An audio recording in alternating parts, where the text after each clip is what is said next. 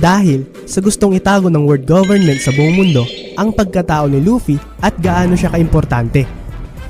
May capabilities na si Luffy na makapagpabagsak ng isang emperor. Inheritor din siya ng Will of D.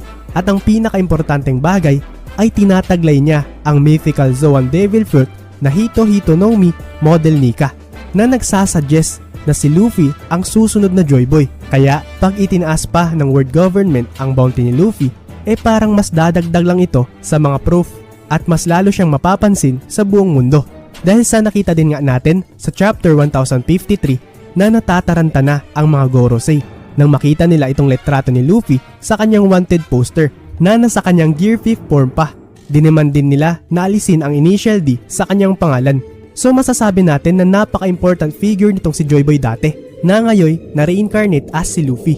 At kung may nakakaalala man kay Joy Boy at nalaman nilang